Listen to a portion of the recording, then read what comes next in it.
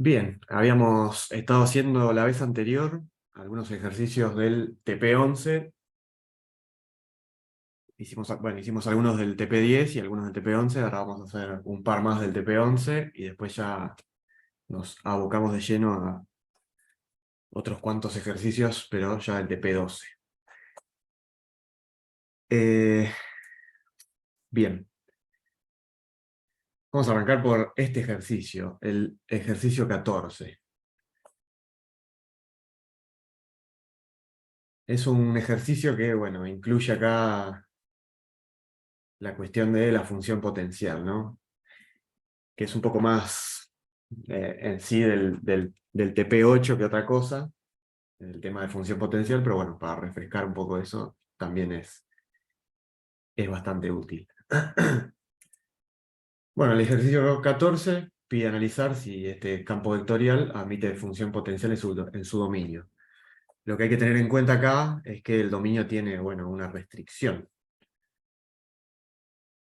Entonces, eh, vamos a ver en qué nos influye acá que en este caso el origen no esté incluido en el dominio, ¿no?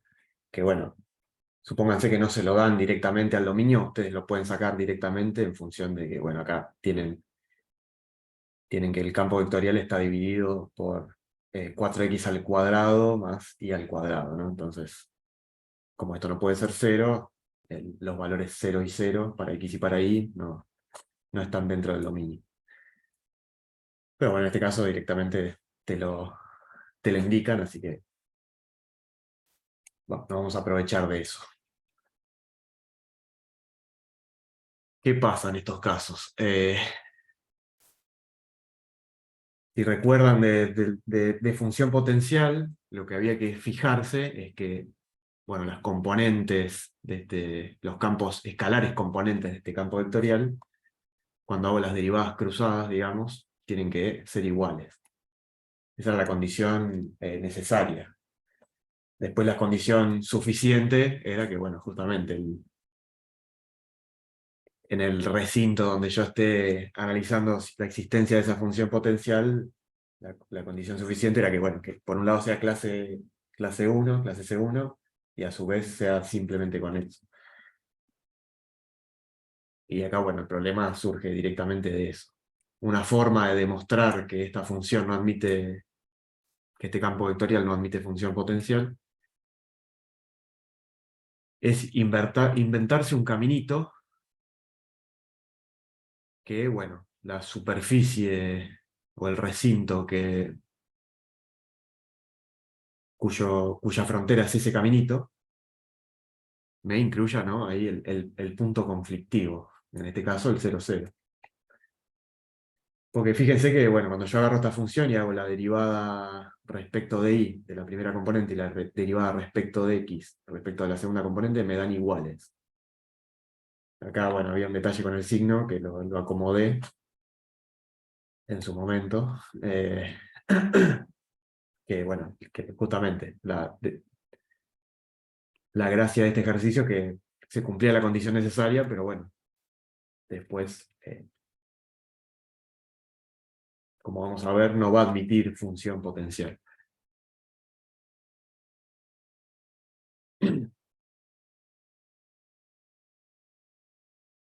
Para que admita función potencial, o mejor dicho, si admitiera función potencial, una de las traducciones de la función potencial es que si yo hago un camino cerrado,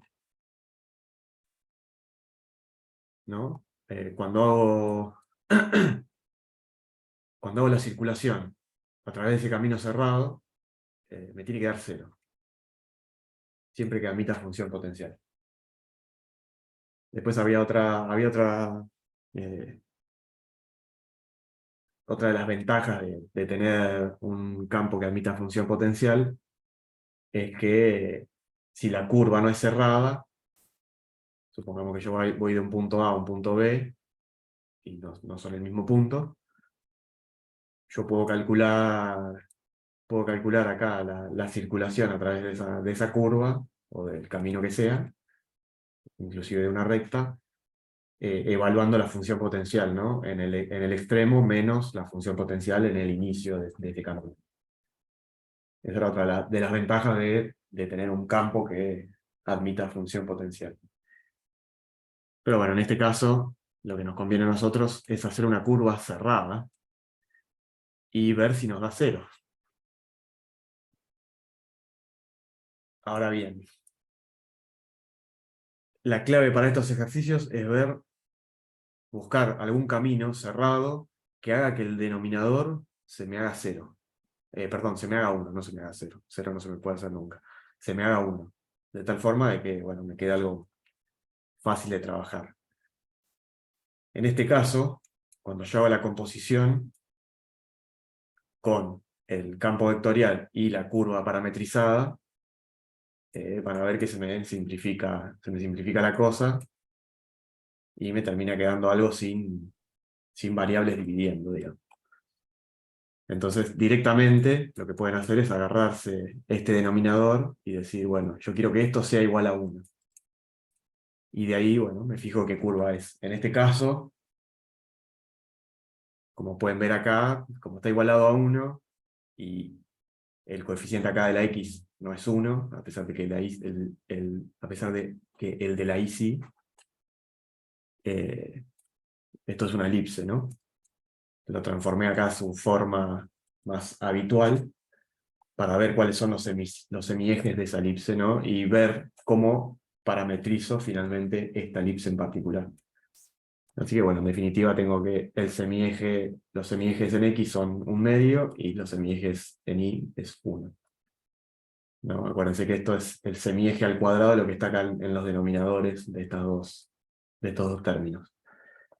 Y bueno, si recuerdan cómo parametrizamos una elipse, acuérdense que lo que se hacía era se ponía acá el valor del semieje correspondiente a la variable, en este caso X, y acá el valor del semieje correspondiente a la variable Y. Y bueno, acá yo inclusive me tomé el trabajo de ver en qué sentido orienté esta curva, ¿no? Acá la orienté en sentido antihorario. Recuerden que si ponía el coseno primero y el seno segundo, me quedaba en sentido antihorario, ¿no? Y obviamente lo estoy recorriendo, estoy haciendo la curva completa de 0 a 2pi. Así que bueno, ya tengo la curva parametrizada. Para, bueno, calcular la circulación, recuerden que teníamos que hallar la derivada de esa función vectorial que se correspondía a la parametrización de la curva, y hacer la composición que generalmente se le llamaba H, que era esto, ¿no? F o G.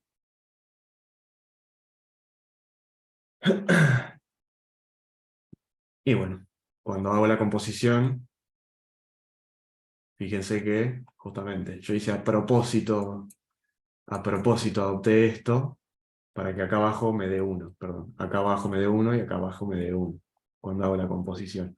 Por eso acá, fíjense que los denominadores me desaparecieron directamente.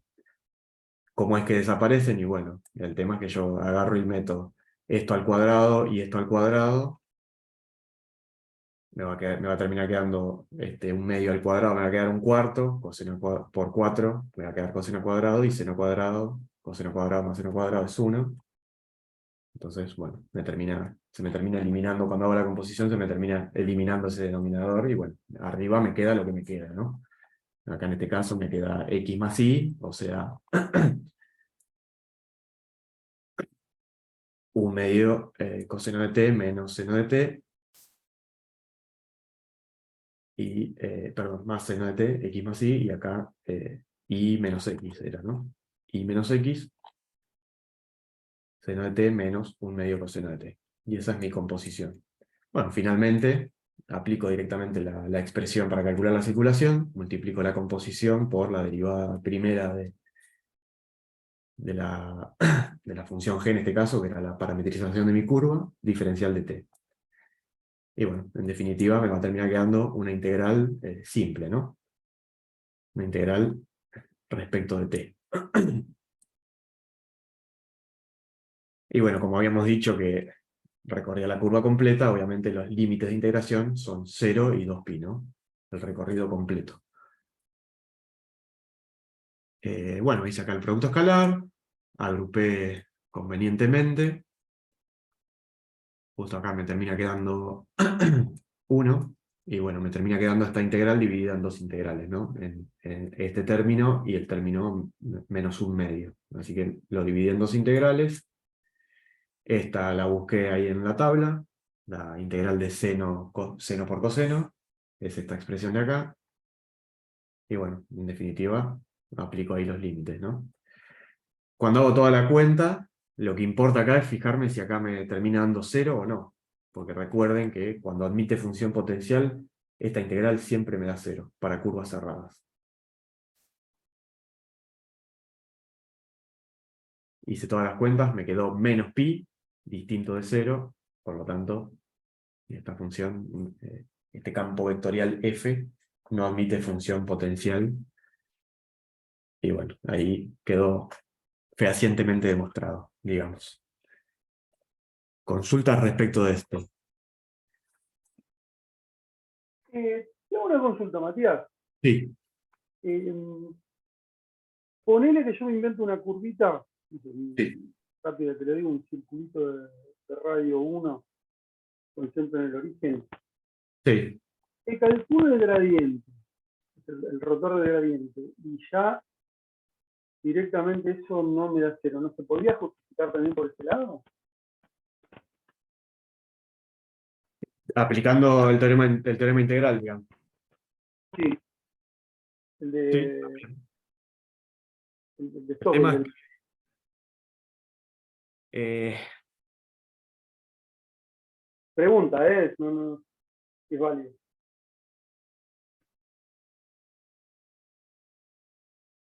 sí, también, porque justamente cuando hago la curva cerrada, inclusive en este caso, no, porque esto me dan iguales. Bueno, en este caso no, pero sí, con el teorema de Stokes, digamos, Sí. esta integral de línea vendría a ser, para el teorema de Stokes, o circulación, lo puedo calcular con la superficie, ¿no? Con la integral de superficie del rotor de f, del rotor de la Claro, función, no, del si es campo vectorial. campo conservativo, el rotor tiene que ser sí o sí igual a cero, o sea, ser diferente a cero, olvidate. Exactamente, exactamente. Ok, A nada, ver, ¿cómo va a ser otra herramienta, no? A ver qué sí, a ver. una u otra.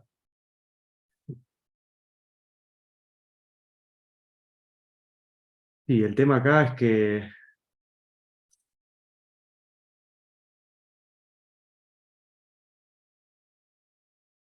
y el tema es que acá justamente el campo es de R2 en R2, en principio, ¿no? Es un conjunto incluido en R2 y los elementos que me salen de ahí son de R2. Sí, igual habría que inventar una curvita. Ah. Sí, acá lo que estoy pensando, más que el teorema del rotor, el teorema de Green. Eh, y el tema es que, justamente, para estos casos no se puede aplicar el teorema de Green porque estas derivadas me quedan iguales. Y se me anula ahí la integral. Y en realidad no lo podría estar aplicando directamente. Acuérdense que si esto se me anula en el teorema de Green, esta diferencia, ya no puedo aplicarlo. Sí, sí, por eso se me fue más para el lado del teorema de Stokes.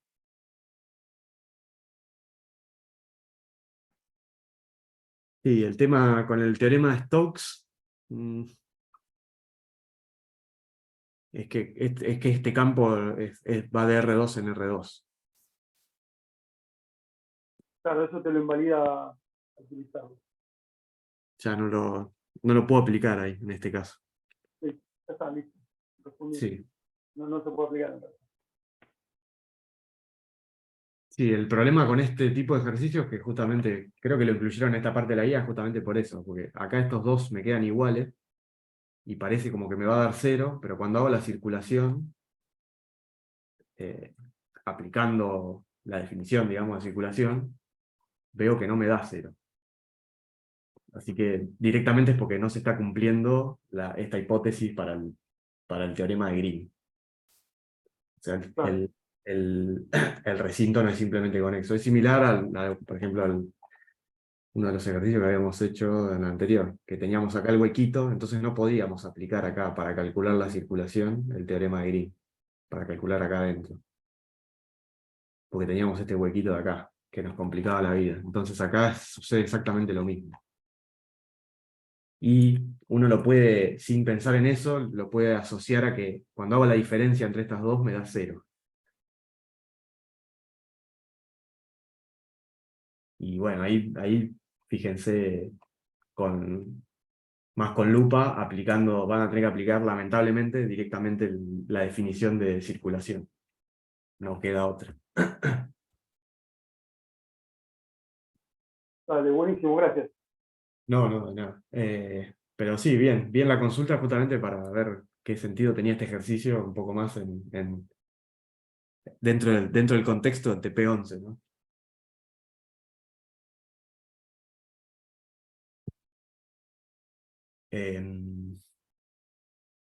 Así que bien. Igual, digamos, después la sutileza de hacer que esto valga 1, nada, es para hacer las cosas más fáciles. Pero en definitiva ustedes lo pueden demostrar con cualquier curva cerrada, la que sea. La conveniencia después de aplicar acá una elipse es simplemente para que cuando haga la composición no me queden cosas demasiado raras a la hora Sí, de hacer las integrales después. Claro. Bueno, hay otro similar, que creo que es este, el 18C. El 18C. Bien. Bueno, acá.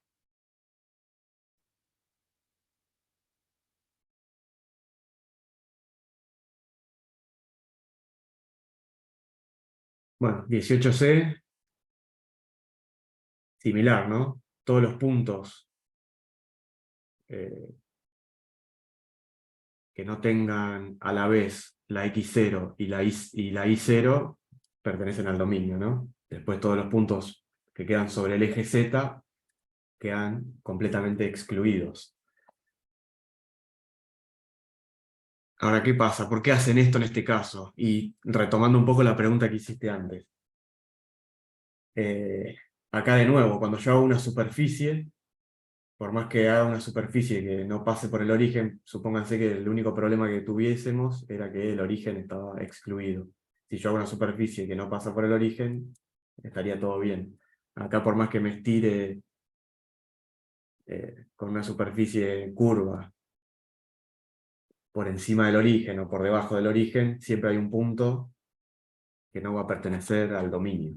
Porque bueno, acá todos los elementos, todos los puntos que caen sobre el eje Z no me pertenecen al dominio.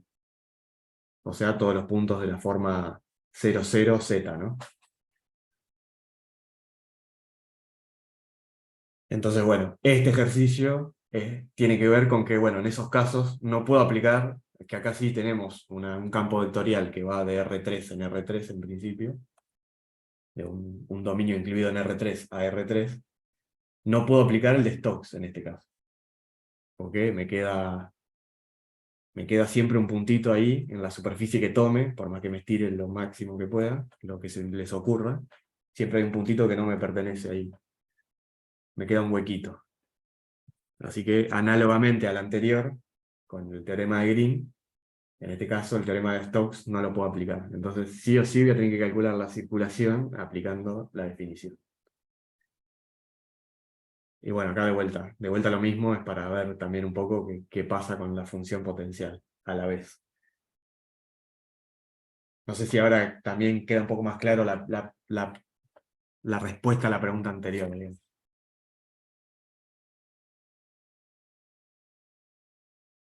Sí, tranquilo.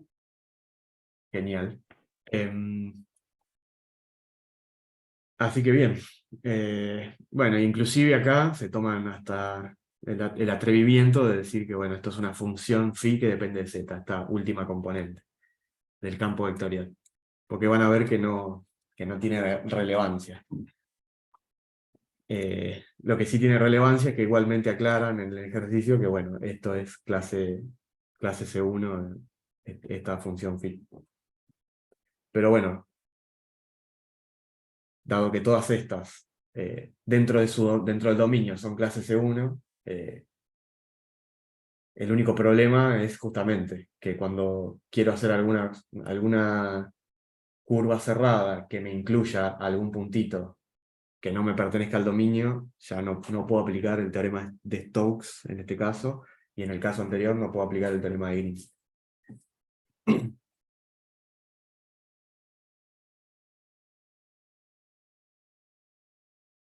Y de vuelta, volviendo a una aclaración respecto de vuelta a este ejercicio. Si yo pudiera aplicar el teorema de Green y estas dos me quedan iguales y me da cero, es justamente porque admite función potencial, ¿no? O sea que la circulación es cero, justamente porque se me cancelan estos dos. De ahí también está la relación con la condición necesaria. La clave acá es, bueno, darse cuenta que, bueno, el recinto ese no es simplemente conexo, tiene un huequilio acá, y ya no puedo aplicar el teorema directamente. Bueno, y acá es similar, entonces. Dijimos que para que admita función potencial, esta circulación tiene que ser cero, ¿no? Y si hicieran en un recinto simplemente conexo, podrían hasta aplicar el teorema de Stokes en este caso para calcular la circulación. Y si da cero, es porque admite función potencial. Si no da cero, no.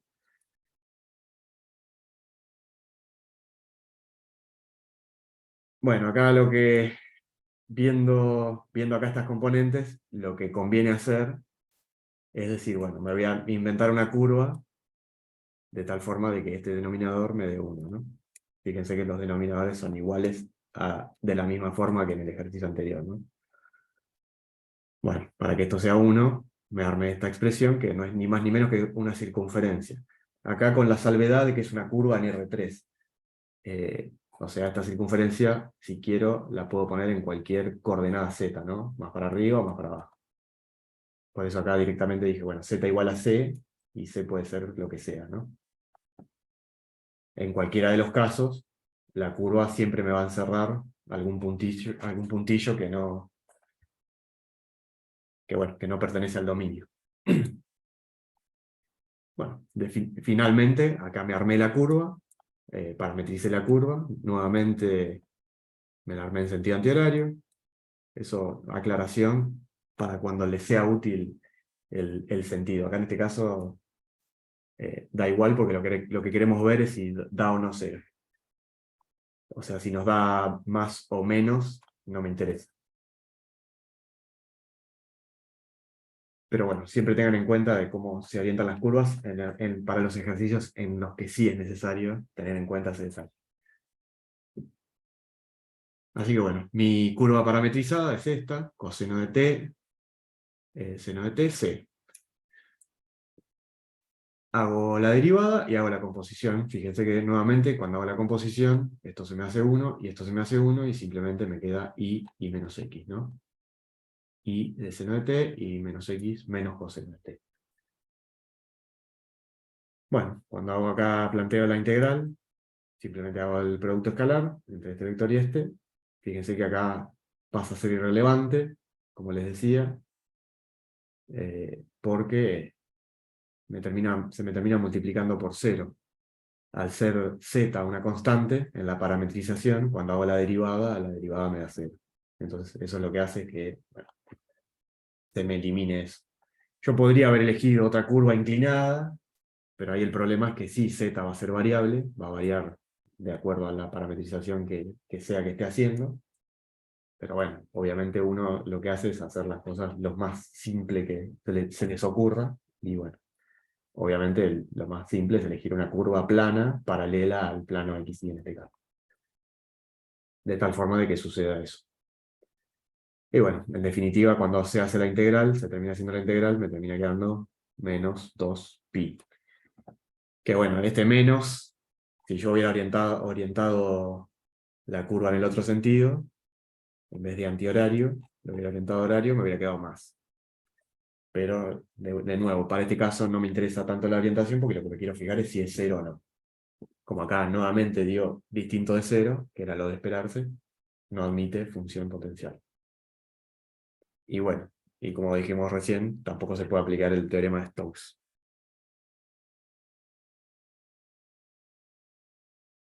Preguntas.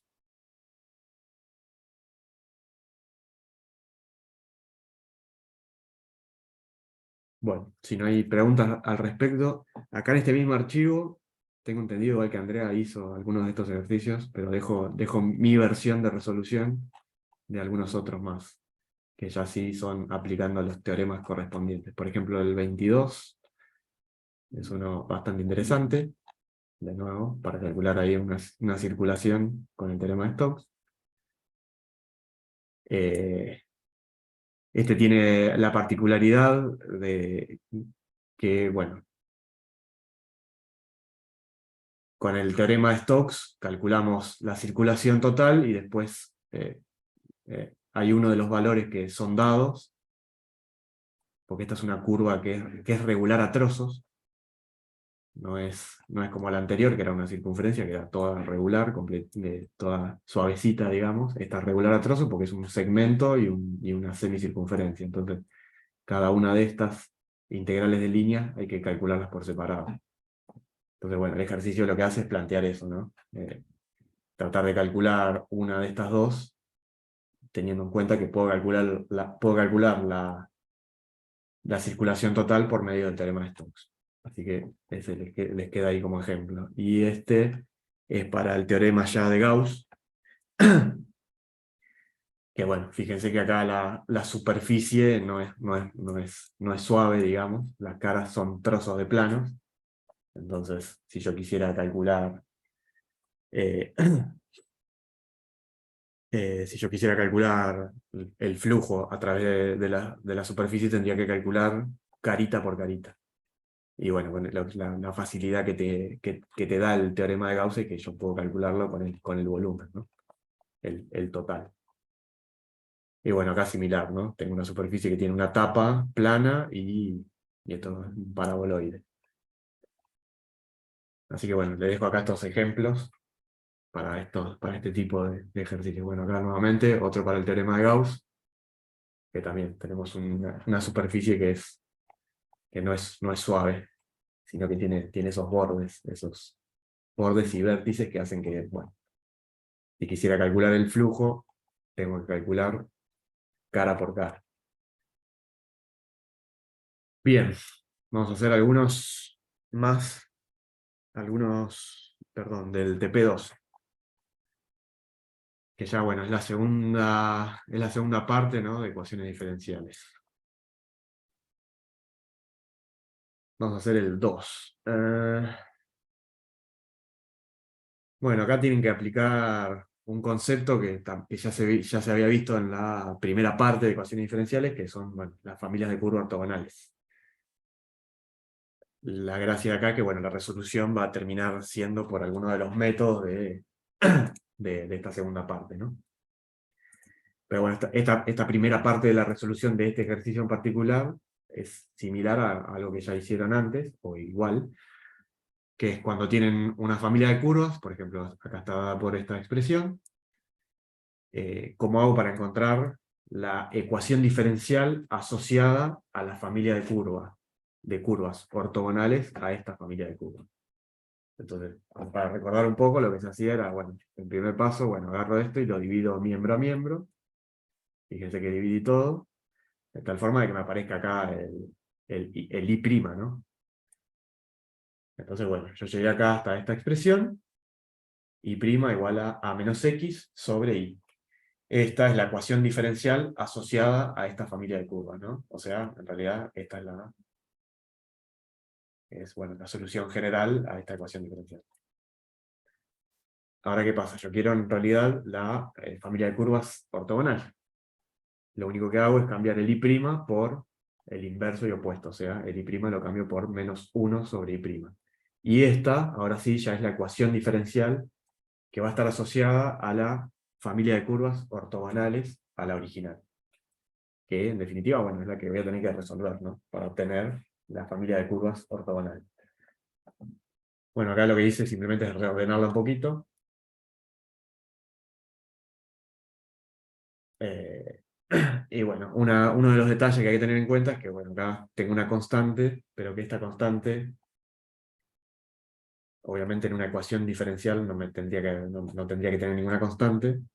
Esa constante la puedo despejar acá de la expresión original, ¿no? A ver cuánto es que vale, en función de, ¿no? de x y de y. Así que despejando ahí, lo sustituí acá en el denominador y bueno, trabajando un poquito, llegué, ahora sí, finalmente a la ecuación diferencial que voy a tener que resolver. Para acá, para esta segunda parte, hay varios métodos de resolución y el primero que surge es el que sirve para resolver ecuaciones diferenciales de primer orden homogéneas. Ahora bien, ¿cómo hago para, mirando esto, darme cuenta si esto es una ecuación diferencial de primer orden homogénea? Y bueno, no sale de mirarlo así tan simple. Lo que hago es decir, bueno, esta expresión de acá, este miembro, yo lo puedo pensar como un campo escalar que depende de x y de y, ¿no? Como una f de x y. Ahora, para que esta ecuación diferencial sea eh, una ecuación diferencial de primer orden homogénea, esta función, este campo escalar, tiene que ser homogéneo. Homogéneo de grado cero, se le dice. Esto también ya lo habrán visto con Andrea. ¿Y qué es lo que hay que hacer? Bueno, hay que agarrar y en donde está la x, reemplazar por k la x. Y donde está la y, reemplazar por k la y. Fíjense que acá donde está la x puse kx, ki, acá de vuelta, donde estaba la x puse kx, y acá donde estaba la y puse ki. Hago todas las operaciones y lo que tiene que suceder es que se me tiene que cancelar esa constante. Me tiene que desaparecer y me tiene que quedar f de kx, ki igual a f de xy.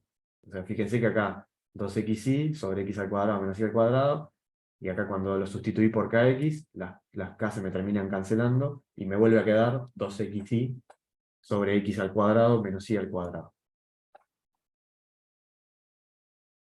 Es decir, esta es una función homogénea, e inclusive como se me cancelaron todas las k por completo, se dice que es de grado cero. Cuando una función es homogénea de grado cero, cuando esta función es homogénea de grado cero, esta ecuación diferencial es de primer orden homogéneo, ¿no? ¿Para qué hicimos toda esta historia? Porque hay acá una sustitución para este tipo de ecuaciones diferenciales, que es esta de acá, que lo que hace es transformarme la ecuación diferencial original en una ecuación diferencial de variables separables. O sea, el que se dio cuenta de esto, el matemático que se dio cuenta de esto, fue muy inteligente porque, bueno, transformó esta ecuación diferencial, que no es de variables separables, en una que sí es de variables separables, que se puede resolver más fácilmente, y después lo único que hay que hacer es deshacer la sustitución, y ya tendríamos la respuesta de nuestra ecuación diferencial original, digamos. Así que bueno, recuerden eso, que como primer paso hay que demostrar esto, ¿no? Que f de xy es igual a f de kx, ki. Cuando se demuestra esto, se puede aplicar esta sustitución. Y bueno, la sustitución, obviamente, hay que sustituir en donde está la y por z por x, y en donde está y', bueno, por la derivada, ¿no? Y acá lo único que hacen es derivar. Derivé en ambos miembros y obtuve esta expresión. Y sustituí. Donde tengo y', sustituí por esta expresión, y donde tengo y, sustituí por zx. Y bueno, fíjense que cuando ahí me pongo a hacer un poco las cuentas, me termina quedando que z'x es igual a 2, acá me termina quedando z más z al cubo sobre 1 menos z al cuadrado, ¿no? Que es esta expresión de acá. Y acá, como pueden ver, me quedó todo acá, esto en función de z, y me quedó acá la x sola, así que es claramente de variables separables, ¿no? Este lo pasé multiplicando, este dividiendo, este multiplicando y este dividiendo. me quedó esto, integro de los dos lados. Y bueno, acá lo que me sucedió a mí, por ejemplo, es que me puse a buscar esta integral en la tabla de integrales y no encontré absolutamente nada. Entonces agarré y dividí esta integral en dos integrales, ¿no? En 1 sobre z más z al cubo y en menos z cuadrado sobre z más z al cubo. Y estas dos integrales sí ya las pude encontrar en las tablas correspondientes. Que bueno, las primitivas son estas expresiones que me terminaron quedando acá, ¿no? Un medio logaritmo de z cuadrado más 1 y un medio logaritmo de z cuadrado sobre z cuadrado más 1. Bueno, lo único que hice fue empezar a trabajar ahí con los logaritmos, de tal forma de después poder hacer que me quede una igualdad entre dos logaritmos neperianos en este caso, e igualar sus argumentos, ¿no? Todos utilizando propiedades de logaritmo. Fíjense que acá, como tengo, bueno, acá en primer lugar saqué factor común un medio, pero después como tengo una resta, me queda un cociente adentro del logaritmo, del argumento del logaritmo, y después este un medio pasa como exponente, que en definitiva, bueno, a la un medio es la raíz cuadrada, se me termina cancelando, así que este argumento es igual a este otro argumento, que es lo que planteo acá, ¿no? Y bueno, una vez que llegué a este paso, fíjense que esto ya es una solución de una ecuación diferencial. Tiene ahí su constante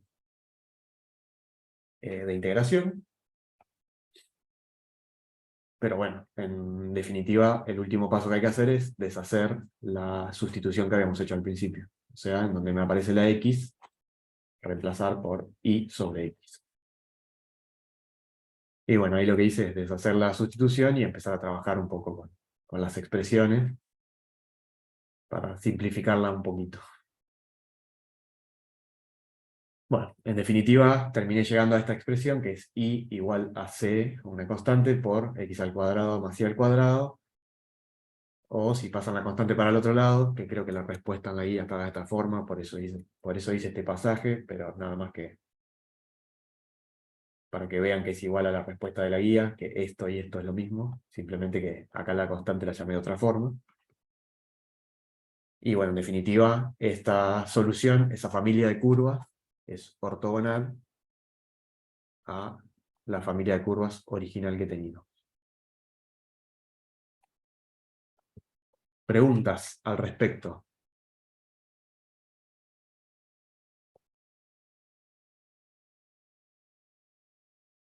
Bien. Pasemos a otro ejercicio, entonces. Bueno, vamos, sí, vamos a pasar a este, el 4. El 4. Bueno, este es específicamente de ecuaciones diferenciales totales exactas, o bueno, o convertibles a ese tipo de ecuación diferencial. En el A, tengo acá esta ecuación diferencial, que en principio, ¿no?, parece tener la forma de la ecuación diferencial total exacta. Acuérdense que es un campo P, en este caso, por diferencial de X, más o menos otro campo por el diferencial de Y igual a 0. Para ver si es una ecuación diferencial total exacta, lo que hay que hacer es, nuevamente, o análogamente a lo que hacían en Green, o lo que hacían para la condición necesaria de la admisión de la función potencial, es ver si la derivada de esta respecto de Y es igual a la derivada de esta respecto de X. Bueno, fíjense que acá hice las dos derivadas, me quedaron exactamente iguales, por lo tanto es una ecuación diferencial total exacta. ¿Por qué es análoga? ¿Por qué es análoga a lo que vimos en función potencial? Porque justamente cuando se hace una función potencial se puede escribir el diferencial total de esta forma. Los campos vectoriales que admiten función potencial admiten también la escritura como de la derivada total, digamos. Es decir, admiten esta escritura. O sea, cuando hago phi' de x diferencial de x más phi' de y diferencial de y, eso es igual a 0.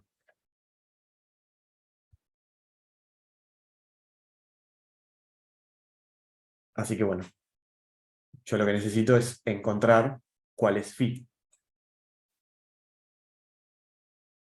Para encontrar cuál es phi, o sea, la phi además viene a ser la solución de esta ecuación diferencial, ¿no? Para encontrar phi, bueno, digo, esto va a ser phi' de x, lo integro respecto de x. Recuerden siempre que cuando integran eh, un campo escalar respecto de una de las dos variables, siempre me tiene que aparecer una función que depende de la otra. En lugar de que me aparezca una constante, lo que me aparece es una función que depende de la otra variable respecto de la cual no integré. Así que por eso es que acá me aparece este g de i. Que bueno, obviamente cuando estoy integrando, todo lo que tenga ahí se me va a comportar como una constante, ¿no? Respecto de esta integración. Y ahora, bueno, en definitiva me quedó phi dada como esta expresión, pero con un g de i que debería encontrar. Entonces, bueno, lo que se hace es agarro esta phi, la derivo respecto de i, y la igualo a esta otra expresión, ¿no? Y de ahí digo, bueno, x al cuadrado es igual a x al cuadrado, y g' de i es igual, en este caso, a coseno de i. De esa forma voy a obtener esa función g de i, a ver qué es, a ver cuál es. Bueno, esta ecuación diferencial es claramente de variables separables. Separo, integro, y bueno, me termina quedando que g es seno de i, ahora sí, más una constante de integración. Y bueno, vuelvo para atrás, acá, y reemplazo en phi, reemplazo esa g que encontré. Que bueno, no es ni más ni menos que lo que encontré acá, ¿no?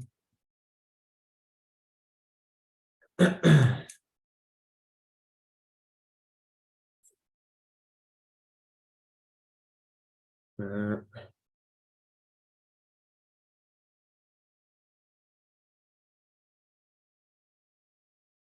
Y bueno, en definitiva, esta es la respuesta, ¿no? Es x al cuadrado por i más seno de i más una constante. Una constante Cilia de integración. Consultas sobre esto.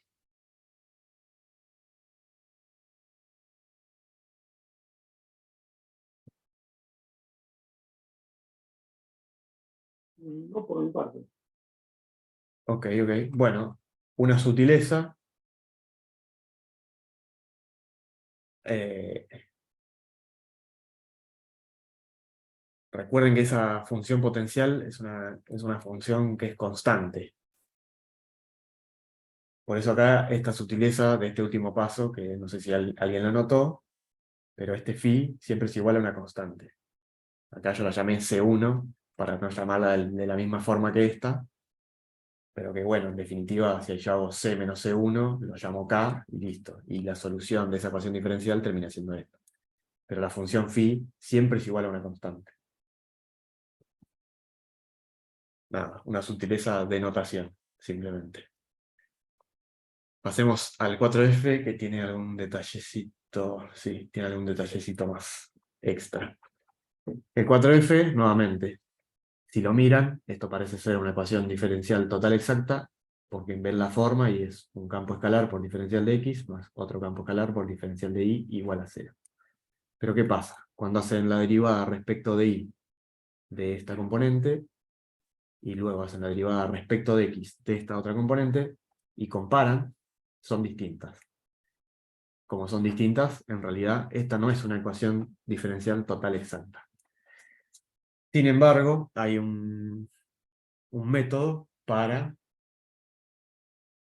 bueno, transformarla en una ecuación diferencial total exacta que va a tener la misma solución que esta. Piénsenlo a esto, por ejemplo, de una forma análoga. Si yo tengo esta ecuación,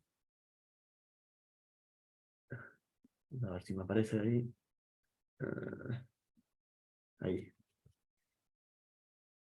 Si yo tengo esta ecuación, y si yo tengo esta ecuación. ¿Cuál es la solución de la primera ecuación y cuál es la solución de la segunda ecuación? Como para hacer una analogía a lo que viene ahora. La solución de esta ecuación es x igual a 1. Y la solución de esta, también. Claro, sí. También x igual a 1. Simplemente lo que hice fue agarrar la primera y la multipliqué toda por 2. O sea, en realidad transformé la ecuación de arriba en esto, multiplicando todo por 2. Algo análogo vamos a hacer con este diferencial total. Bueno, sí, con este diferencial total, que en este caso no es exacto, lo vamos a transformar en uno exacto para poder resolverlo con la sustitución que ya vimos, ¿no? Perdón, con la sustitución que ya vimos, ¿no? con la analogía a la función potencial. Ahora, ¿cómo hacemos para encontrar algo que si lo multiplicamos acá, me lo transforma en una diferencial total exacta? Agarro las derivadas que ya hice, las resto, y la divido por P o por Q convenientemente, de tal forma de que el resultado me quede una función escalar, o sea, una función que dependa o de y o de x. Y acá nos fijamos, cuando yo hago la resta entre P' y Q',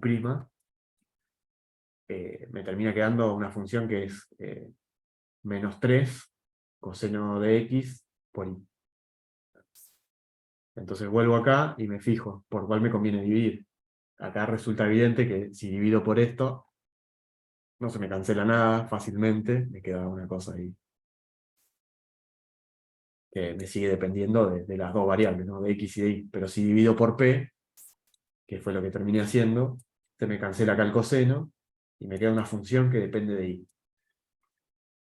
Si el resultado me queda una función que depende de y, esto quiere decir que va a existir una función que también depende de y, que se le llama factor integrante, que yo lo voy a poder multiplicar, como hice acá con la ecuacioncita x menos 1 igual a 0, que multipliqué todo por 2 en este caso. Acá voy a multiplicar por una función. Voy a multiplicar todo por esa función y se me va a transformar en un diferencial, en una ecuación diferencial total exacta. Ese es el método para este caso.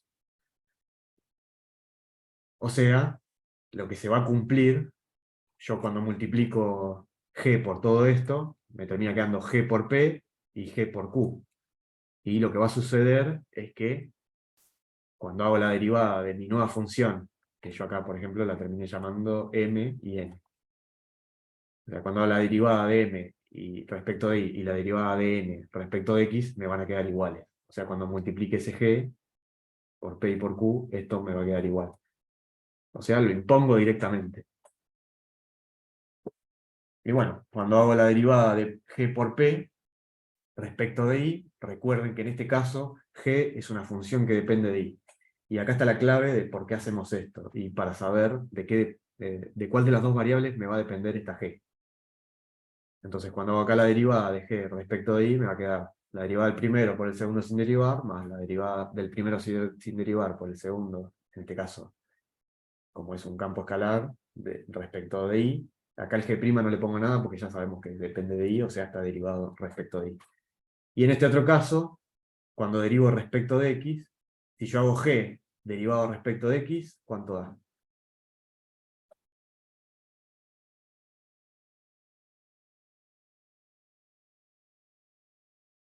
Creo que lo que estoy haciendo es eso, ¿no? Es la derivada de un producto de funciones. Si hago la derivada de g respecto de x, ¿cuánto me da?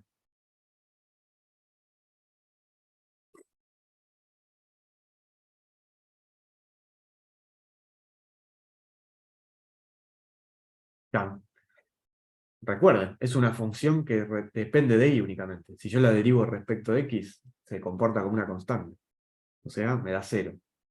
Por q sigue siendo 0, y después le tengo que sumar esta sin derivar por la derivada de esta respecto de x. Por eso que acá me queda solo un término y acá me quedan dos. Les va a pasar lo mismo si cuando hacen acá esta diferencia y hacen el cociente, me queda una función que depende de x, el factor integrante va a ser una función que dependa de x. Entonces, acá de este lado me va a quedar un solo miembro, porque la derivada de g se me va a cancelar, pero de este lado me van a quedar dos miembros. Bien, ahora, listo, ya voy a tener que encontrar una g que depende de i. Entonces, bueno, reemplazo acá p, reemplazo p' respecto de i y q' respecto de x, por todo lo que ya había hecho antes, ¿no? P' y q', ya lo había calculado acá y acá, y bueno, p es esto. Reemplacé. Fíjense que también la gracia es que, como acá se me canceló el coseno, cuando planteé esta igualdad, se me va a terminar cancelando el coseno también. Y me va a quedar todo acá respecto de la variable i. G es una función de i y a su vez me aparece la variable i. Entonces, en definitiva, me termina quedando una ecuación diferencial en una sola variable, ¿no?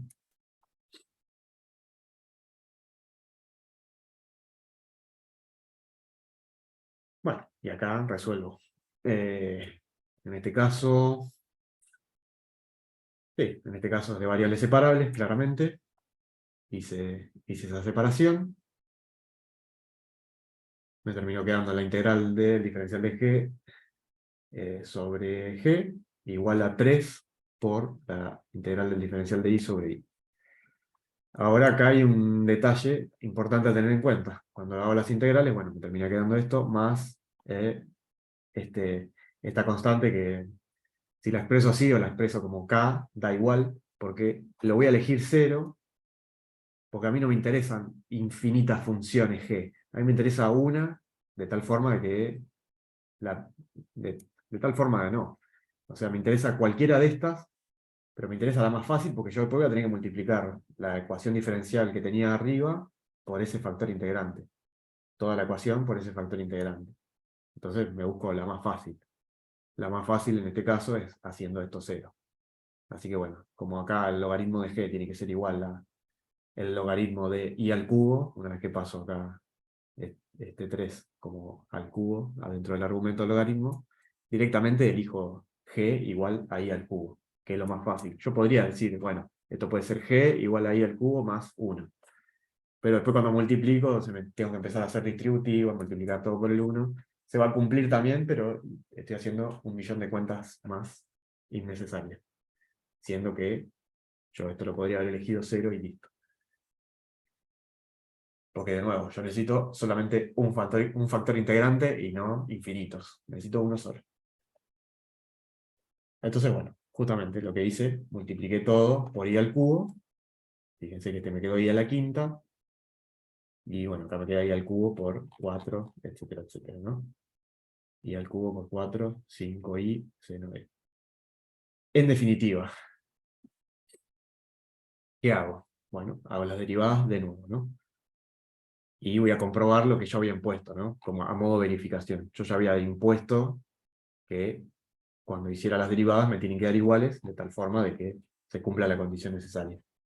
Y bueno, si se fijan, haciendo las derivadas, esta respecto de i, bueno, este baja, ¿no? Y me queda 5 coseno de x y a la cuarta. Y este respecto de x, de vuelta, como esta es una función que depende solo de i, cuando hago la derivada me da 0. Por esta sin derivar, sigue dando 0. Después esta sin derivar, por la derivada de esta respecto de x, respecto de x esto es una constante, me desaparece. Y respecto de x, esto es coseno de x, y multiplicado acá por esto que se comporta como una constante. Entonces es por eso que me queda el i a la cuarta, ¿no? Me queda i al cubo por 5i. Que bueno, ahí logré que me quedaran iguales. Una vez que me quedan iguales, aplico el mismo procedimiento que antes, ¿no? Bueno, acá está el diferencial total de phi, ¿no? Que es igual a 0, y por lo tanto phi es una constante que acá de vuelta la llamé segundo. Voy a buscar phi, integro, por ejemplo, m respecto de x. Cuando integro respecto de x, me aparece acá una función que acá llamé h, que depende de i. Derivo phi respecto de i, me termina quedando esta expresión, y vuelvo a plantear la igualdad entre esto, que es la derivada prima de phi respecto de i, con n, ¿no? N que está acá. Y digo, bueno, esto es igual a esto, por lo tanto, h' va a tener que ser igual a 4i al cubo. Y nuevamente resuelvo esta integral, perdón, esta ecuación diferencial, integro desde variables separables nuevamente, integro. Y bueno, acá me termina quedando esa constante, que de nuevo, como phi ya sé que es igual a una constante, lo paso para el otro lado. Bueno, la solución de la ecuación diferencial es esta. Y fíjense que, más allá de que yo haya multiplicado todo por i al cubo, no me cambia la solución. De la misma forma que no me cambiaba la solución antes en la ecuación esa x menos 1 igual a 0, y que yo multiplicaba todo por 2. O sea, esta ecuación es solución de esta que teníamos originalmente. Simplemente hicimos ahí una transformación para poder aplicar este método. Consultas. Hasta aquí.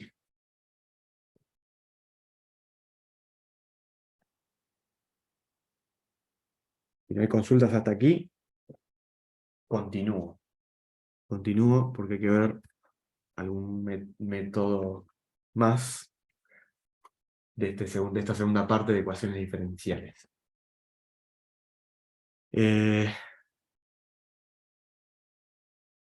Bueno, este en el 6A, este se los dejo acá armado, pero bueno, vamos a hacer alguno del 8, que, que son ecuaciones diferenciales de segundo orden, pero no homogéneas. Esta es homogénea, se resuelve simplemente con el polinomio característico.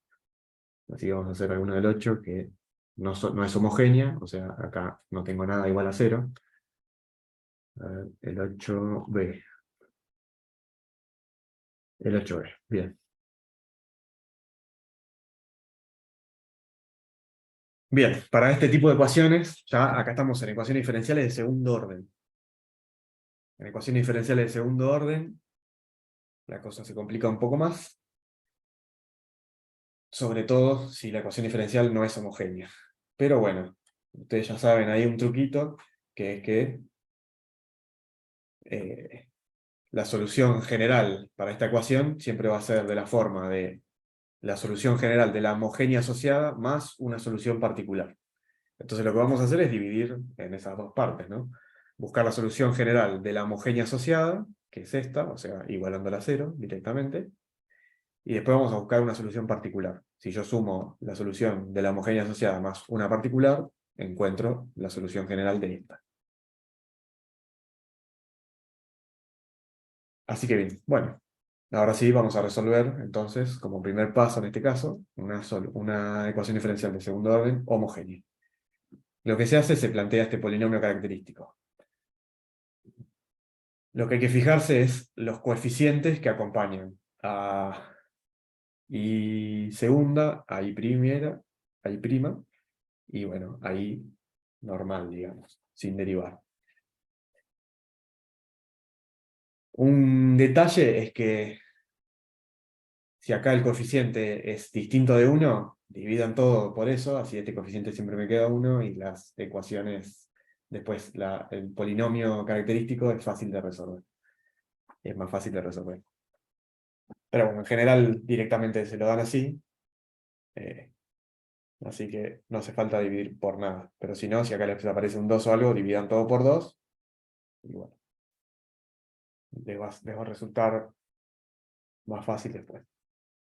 Bueno, polinomio característico, entonces, acá el coeficiente de i segunda va a ser el coeficiente de k al cuadrado, así que en este caso es 1, el coeficiente de i prima va a ser menos 1, así que el coeficiente de k es menos 1 también, y bueno, en este caso el término independiente está dado por el coeficiente de la i. Resuelvo ahí la cuadrática, voy a obtener dos raíces diferentes, dos raíces reales diferentes.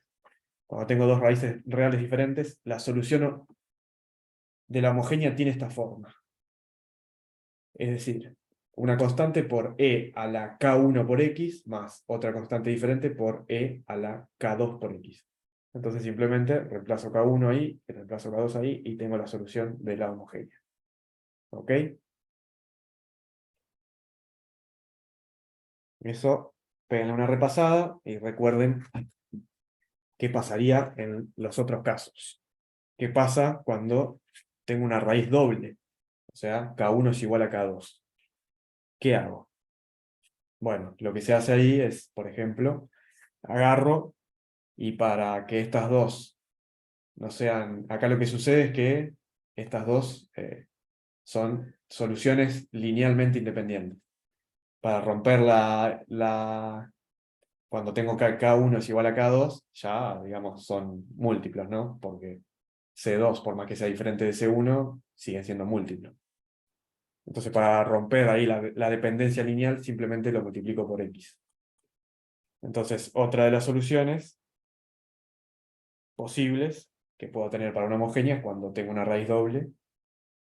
Entonces, lo único que hago es multiplicar por X acá. O en la otra, ¿no? En cualquiera de las dos. Y después está el detalle de cuando son raíces complejas, ¿no? Cuando este polinomio no tiene solución real, me da dos raíces complejas conjugadas, la solución va a tener otra forma, ¿no? Va a ser e a la, eh, llamémosle ax, por una constante, por el coseno de bx, llamémoslo, más otra constante por el seno de bx, siendo a y b, por un lado, a la parte real de la raíz compleja y b la parte imaginaria de la raíz compleja. Eso también, recuérdenlo y peguenle una repasada, porque les puede aparecer. Pero bueno, en este caso nos quedaron raíces reales, distintas. Esta es la solución general de la homogénea. Ahora bien, ¿cómo encuentro una solución particular? Y acá les hago la aclaración que es una solución particular, o sea, yo acá tengo una familia de curvas, porque tengo una constante y otra constante. Para la solución particular, yo voy a encontrar una sola curva. No necesito una familia de curvas, necesito una única curva. Una de las formas de resolver esto es fijarse. ¿Qué forma tiene esta función que depende de x? Bueno, es una función exponencial, ¿no? Entonces digo, bueno, voy a proponer una función exponencial similar, pero bueno, multiplicada acá por un coeficiente. Este método es el que van a encontrar ahí en los apuntes, que es el método de los coeficientes indeterminados, justamente porque lo que hay que determinar es cuánto va a valer este coeficiente en particular. Porque de vuelta, no es una familia de curvas lo que necesito, sino que es una única curva. Entonces digo, propongo que la solución va a tener esta forma. ¿Y por qué la propongo? Porque fíjense que acá la función a la que está igualada tiene esta forma. Entonces siempre voy a intentar proponer una forma que sea análoga a la función que tengo acá. Propongo esa forma y bueno, para encontrar ese valor de A, digo, bueno, voy a buscar la derivada primera y la derivada segunda. Como esto es solución, obviamente me tiene que verificar la ecuación diferencial original. Reemplazo y bueno, hago las operaciones correspondientes y de acá uno puede deducir de por qué propongo esta forma. Porque fíjense que lo voy a tener que igualar a algo que es eh, muy similar, ¿no? Tengo acá e a la 3x y de este otro lado de la igualdad tengo e a la 3x. Entonces cuando empiezo a hacer las operaciones, voy a poder sacar de factor común ese e a la 3x. Bueno, en definitiva, ahí saqué de factor común e a la 3x, me terminó quedando acá adentro 4a, o sea, 4a tiene que ser igual a 1, ¿no? En definitiva, a es igual a un cuarto. Así que la solución particular que encontré, en este caso, es e a la 3x igual a 4. En definitiva, la solución general va a ser esta, ¿no? La solución de la homogénea asociada más esa solución particular que encontré. Preguntas hasta acá.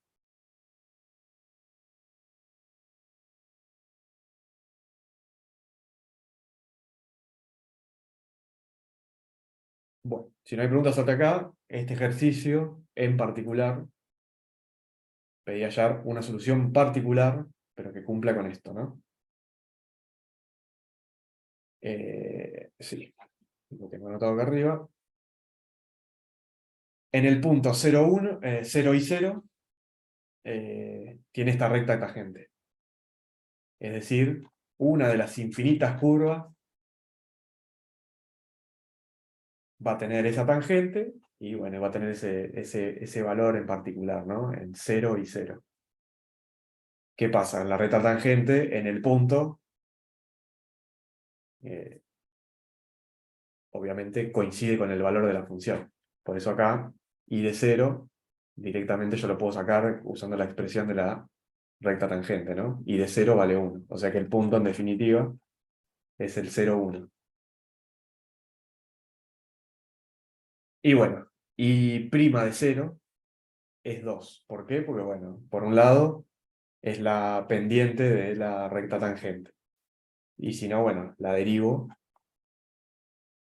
en el punto, la derivada también va a ser igual a la derivada de la solución, de la solución particular, en este caso, de todas esas familias de curvas. Y bueno, cuando derivo acá me queda 2. Así que lo pueden pensar de las dos formas. Y bueno, en definitiva lo que voy a tener que reemplazar es x por 0 y, y por 1 y prima, en la parte de y', cuando reemplace por 0, me va a dar 2. Así que en la solución directamente, fíjense que reemplacé todo por 0, y va a ser 1, me queda una ecuación con dos incógnitas, pero en la derivada primera, si yo agarro esto y hago la derivada primera, bueno, reemplazo todo por 0, pero la derivada primera la reemplazo por 2. Me va a quedar otra ecuación con dos incógnitas, me queda el sistemita este de 2 por 2. Bueno, lo resuelvo y obtengo los dos valores de la constante, y acá obtuve la solución particular que cumple con, con estas condiciones. Esta es otra solución particular. Ya habíamos encontrado una solución particular, que era esta. Esta es otra solución particular. Que ustedes conocieran de antemano esta solución particular, agarran esta y la suman a la homogénea, y van a ver que les va a quedar la homogénea que está acá, y van a ver que en definitiva, como acá hay un montón de constantes, perdón, acá hay un montón de constantes, en definitiva les va a terminar quedando la misma solución general, ¿no? Porque bueno, agrupan ahí el e a la menos x y el e a la 2x, y bueno, esto con la otra constante se me transforma en otra constante que se llamará de otra forma, pero sigue siendo una constante. Consultas hasta aquí.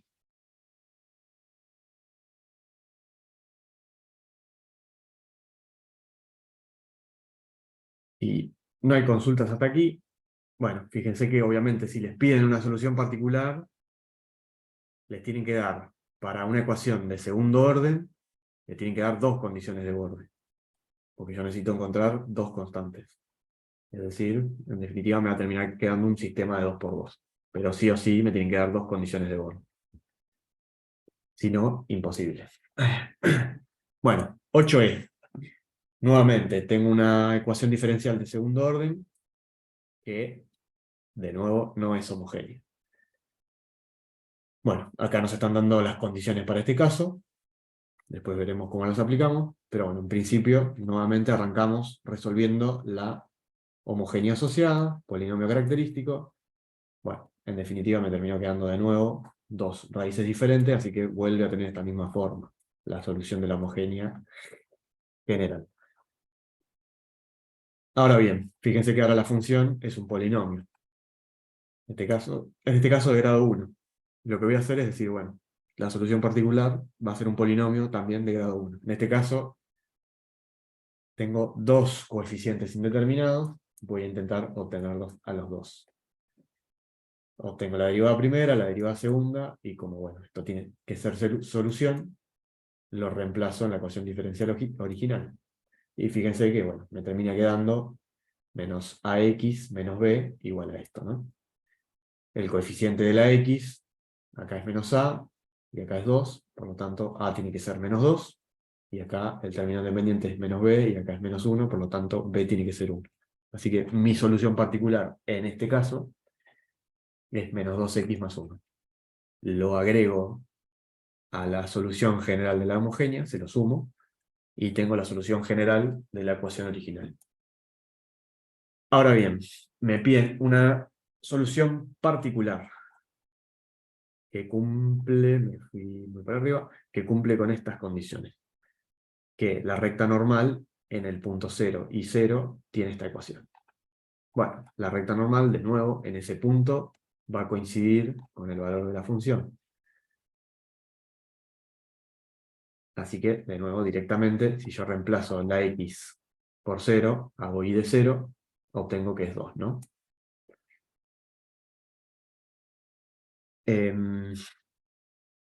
Por otro lado, lo que hice fue buscar,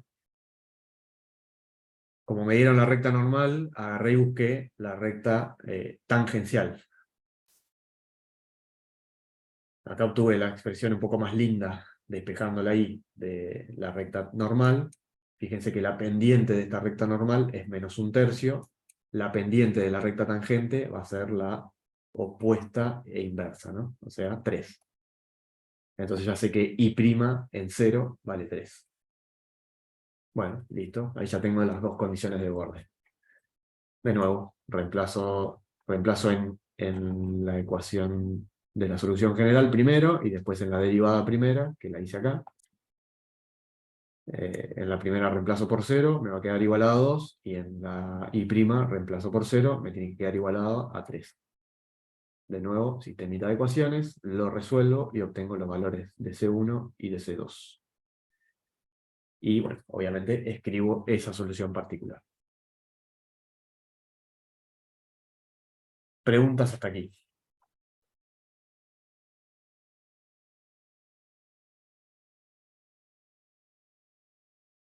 Si no hay preguntas hasta aquí, vamos a hacer alguno más. A ver, que sería acá el 9. Bueno, este es un poco para aplicar conceptualmente lo que veníamos viendo, ¿no? Nos dan acá esta ecuación diferencial, que no es homogénea, porque acá fíjense que vuelve a haber una función que depende de x, y nos pide hallar la solución general, sabiendo que esto de acá es una solución particular. Nuevamente, mismo procedimiento, agarro la homogénea asociada, busco el polinomio característico. Fíjense que acá sí, en este caso, me quedan, fíjense que me queda raíz de menos 1. O sea, voy a tener i y menos i como soluciones a este polinomio característico, ¿no? ¿Cuánto vale a y cuánto vale b? Y recuerden que a, yo les había dicho que era la parte real de este número complejo. Y b era la parte imaginaria. Fíjense que acá es 0 más i y 0 menos i. O sea, 0 más 1 por i o 0 menos 1 por i. O sea, la parte imaginaria es 1 en este caso. Y bueno, como les había dicho, la ecuación de la solución para la homogénea asociada siempre tiene esta forma en estos casos.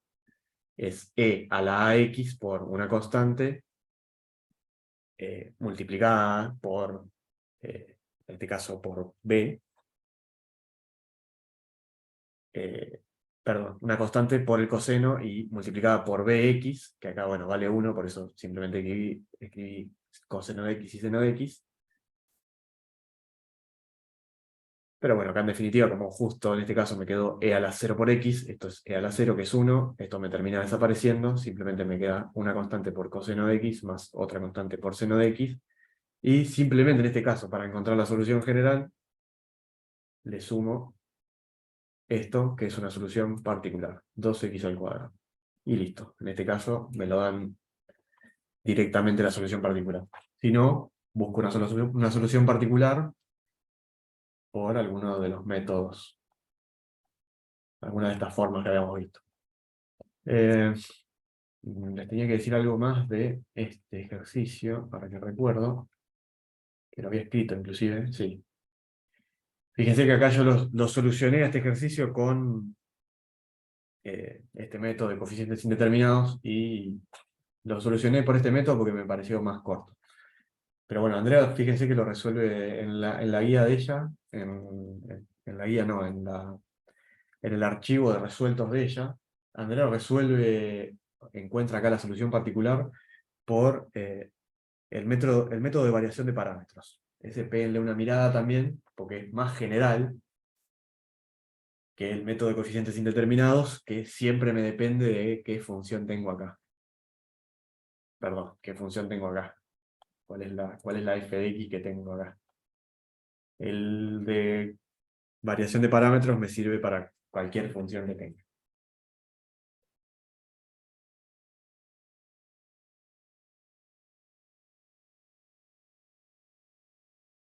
Así que ven una pispiadita a ese método. Y bueno, acá les dejo un ejercicio, acá el 13A, que tiene que ver con líneas de campo. Para líneas de campo lo que tienen que hacer es acordarse de esta expresión de línea de campo. Y no sé si, bueno, acá les dejé el dibujito de eso. Y les dejo además acá un ejercicio de final, que bueno, también tiene que ver con líneas de campo. Este era un ejercicio... Sí, creo que era... Sí, era un ejercicio práctico, según recuerdo, que lo había visto por ahí y que tenía que ver con líneas de campo.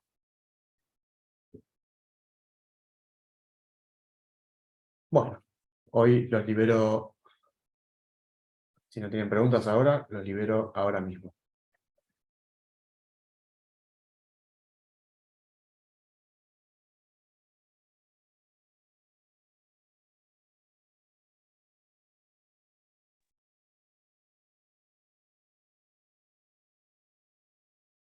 Bueno, Mariano y de León.